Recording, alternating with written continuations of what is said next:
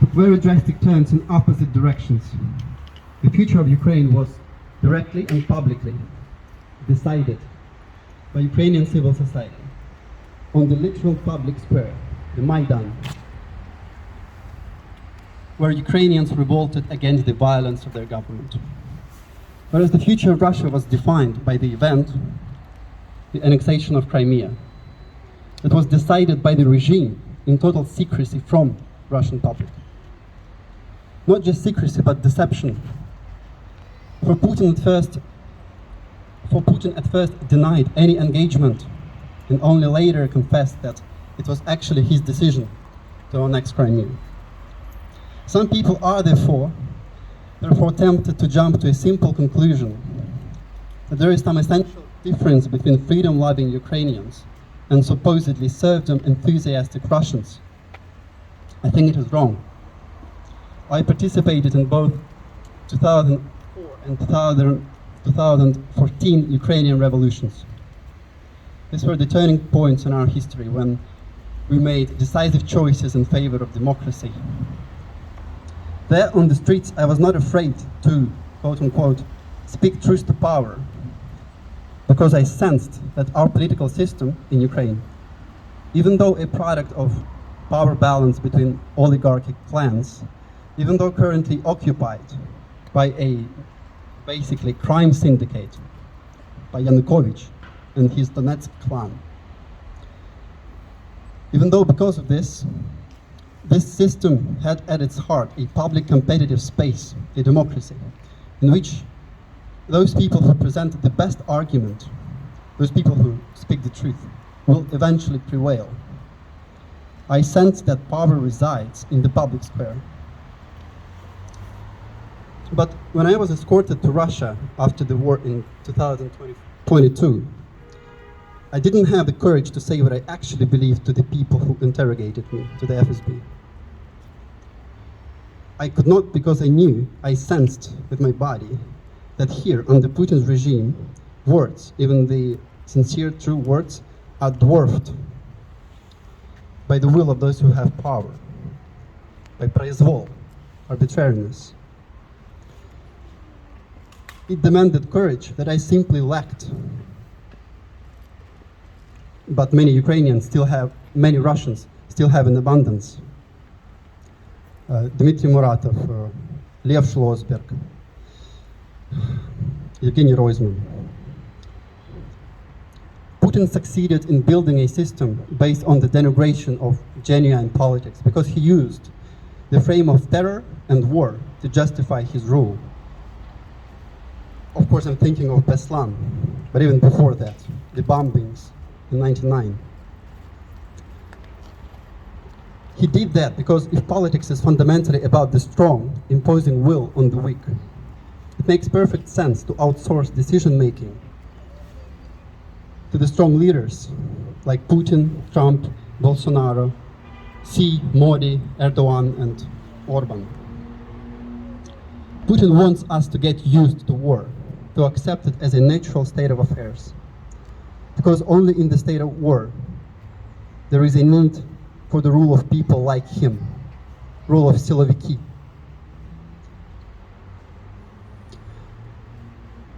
But what this means is that Putin's regime is founded on a lie.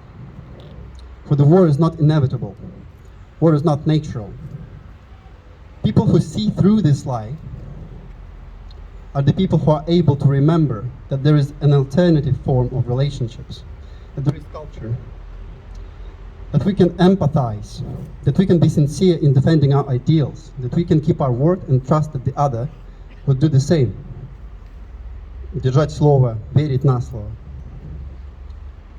That we can show weakness, vulnerability, because there is a world, maybe a future, in which mutual support, care, and cooperation prevail over brute force. Where there is such faith, where there is culture, there is a chance for the public square to become the locus of decision-making. By our nature, we, the humans, are called to politics, to represent each other. We are called to representative democracy. Representation as such is based on direct communication between people, on face-to-face interaction, during which we present ourselves to each other, so to speak, exchange our names, so as to give each other the right to act in our name, to represent our interests, to raise our presence to the upper level, of decision-making, so as to make sure that government, whose decisions affect all people, truly represents all people. But Putin went through the KGB schooling. He was trained to do exactly the opposite. He was trained to not be anyone's representative. He was taught to never be present to people. He was taught to distrust, to suspect, to deceive, to pretend to be someone other than himself. He was trained to live under a made-up name. The secret agent uses names as tools for deception. He pretends to be someone in order to betray another at a convenient moment. Putin's regime is based not on representation, but on betrayal. Не представительство, а предательство. Since he himself acts in this way, he cannot help but suspect that same selfish goals. He cannot help but suspect the same selfish goals behind the actions and aspirations of all others. He sees double loyalty or selfish interests behind any publicly stated position. As a consequence, Putin does not believe in the opposition. Discontent cannot be based on the level of open political communication, on the level of ideological disagreement, because no one can seriously base their position on moral convictions. No one seriously cares for the common good, for the society in its totality. For Putin, behind every stated position lies either avarice, desire for money, or will to power. I support Russia. For Putin, the public square, like this one, cannot be the center of human creative power. Open communication, the words as such, for Putin are merely tools for imposing his will. Any relationship, contract, deal, promise, expectation, law, even the law. For Putin, all of these are just judo techniques that he uses, that use the energy, the substance of the opponent, his weakness, his power, against himself. But the Putin regime itself does not have a real substance. It is based on a fundamental absence, privation, on a break in communication. It takes the form of a deal with the devil, widely known in European literature. A deal with the devil is not doing evil. We all do evil all the time. It is about locking yourself in a pattern of relating in which agreements, promises are not honored. These deals take place where the substance of my interest has nothing to do with our relationships and cooperation on public politics, but is hidden from the public exchange, be it the desire of power, knowledge, or money. Faust famously believed Mephistopheles because he wanted power and he wanted knowledge, but he was deceived. And even though the West is familiar with this sujet, with this plot, the West has accepted the deal with the quote-unquote Russian devil because the neoliberal West had delegated its moral judgment, its political decision-making to the market. And since there is a lot of money to be made out of dealing with Russians, buying their oil and gas, the deals were made between the West and Russia.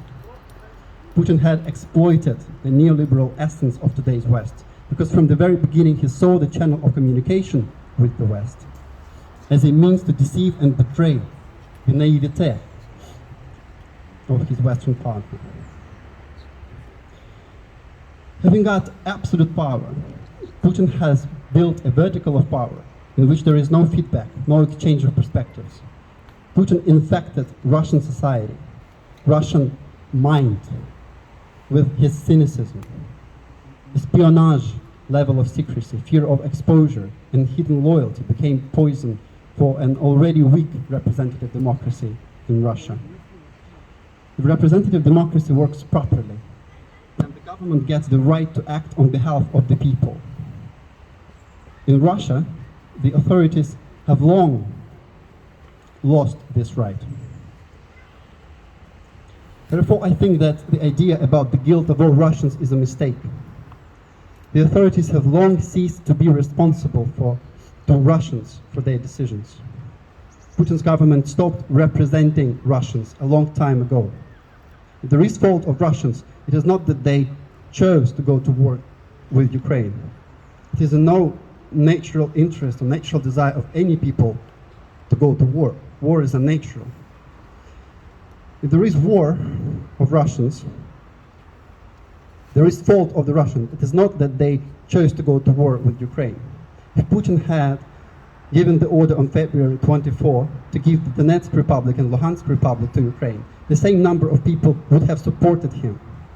The fault of the Russians is that they have delegated their political responsibility to authorities that do not represent them. There is no conversation. We cannot imagine the conversation, open conversation between Putin and regular Russians and Putin's clique around him. We cannot even imagine a normal conversation between Putin and his closest entourage.